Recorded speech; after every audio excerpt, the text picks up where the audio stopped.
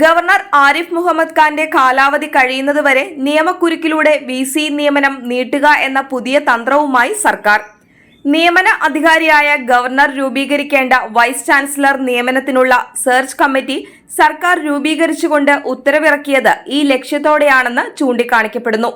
സർവകലാശാലകളുടെ ഭരണത്തിൽ സർക്കാർ ഇടപെടുന്നത് ഒഴിവാക്കാനാണ് ഗവർണറെ ചാൻസലർ പദവിയിൽ വെച്ചുള്ള നിയമനിർമ്മാണം നടത്തിയിട്ടുള്ളത്. ചാൻസലറുടെ അധികാരത്തിൽ ബാഹ്യശക്തികളുടെ ഇടപെടൽ പാടില്ല എന്ന് സുപ്രീം കോടതി കണ്ണൂർ വി.സി. ഡോക്ടർ ഗോപിനാഥ് രവീന്ദ്രന്റെ നിയമനം റദ്ദാക്കിയ സുപ്രധാന വിധിയിൽ വ്യക്തമാക്കിയിട്ടുള്ളതാണ്. നിയമന അധികാരിയായ ചാൻസലർക്ക് മാത്രമേ സെലക്ഷൻ കമ്മിറ്റി രൂപീകരിക്കാൻ അധികാരമുള്ളൂവെന്നത് ഇതോടെ വ്യക്തമാണ്. മുൻപ് മലയാളം സർവകലാശാല വി.സി. നിയമനത്തിന് സെർച്ച് കമ്മിറ്റി രൂപീകരിക്കാൻ നോമിനിയെ നൽകാൻ സർക്കാർ ആവശ്യപ്പെട്ടെങ്കിലും അത് നിയമവിരുദ്ധമായതിനാൽ രാജ്ഭവൻ ആ ആവശ്യം നിരസിച്ചതാണ്. കഴിഞ്ഞ കാലത്ത് പല വൈസ് ചാൻസലർ നിയമനങ്ങളും കോടതി കയറിയത് സർക്കാരിന്റെ നോമിനികളെ തിരികെ കയറ്റാൻ നടത്തിയ നിയമവിരുദ്ധ ഇടപെടലുകൾ ആയിരുന്നുവെന്ന് ചാൻസലർ വിശ്വസിക്കുന്നു. അതുകൊണ്ട് ഇത്തവണ അത്തരം ഇടപെടലുകൾക്ക് വഴങ്ങേണ്ട എന്നാണ് ചാൻസലറുടെ തീരുമാനം. നിയമനങ്ങൾ തുടക്കം മുതൽ അസാധുവാണെന്ന് കോടതി കണ്ടെത്തിയപ്പോൾ അത് നിയമനാധികാരിയായ ചാൻസലറുടെ പിടിപ്പുകേടാണെന്ന് വരുത്തി തീർക്കാനാണ് സർക്കാർ ശ്രമിച്ചതെന്നതും ഗവർണറുടെ അപ്രീതിക്ക് കാരണമായി.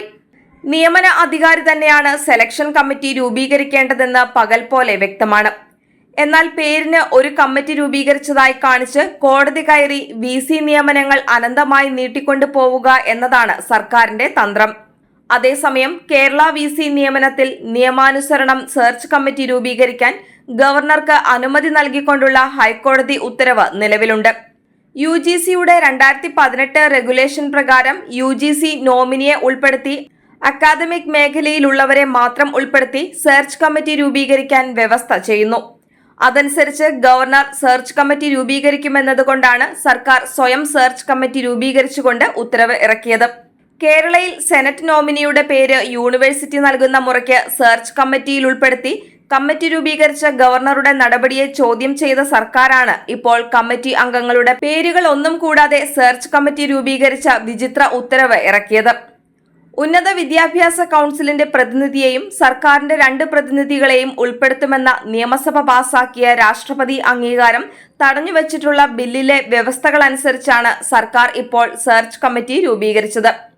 ഇത് നിയമവിരുദ്ധമാണെന്ന പൂർണ്ണ ബോധ്യത്തിൽ തന്നെയാണ് സർക്കാർ ഉത്തരവ്. ഗവർണർ സെർച്ച് കമ്മിറ്റി രൂപീകരിച്ചാൽ അതിനെ കോടതിയിൽ ചോദ്യം ചെയ്യുകയാണ് സർക്കാർ ലക്ഷ്യം. കേരളത്തിലെ യൂണിവേഴ്സിറ്റികളിലെ വി.സിമാരുടെ ഒഴിവുകൾ ഉടനടി നികത്താൻ ഗവർണർക്ക് നിർദ്ദേശം നൽകണമെന്ന പ്രൊഫസർ മേരി ജോർജ് ഫയൽ ചെയ്ത ഹർജി നാളെ കോടതി പരിഗണിക്കാനിരിക്കെ സർക്കാരിന് വി.സിമാരുടെ നിയമനം വൈകിക്കുന്നതിന് ഒരു പുതിയ ന്യായം കണ്ടെത്താനാണ് സർക്കാരിന്റെ നാളിതുവരെയുള്ള വ്യവസ്ഥകൾ ലംഘിച്ചുള്ള വിചിത്ര ഉത്തരവ്.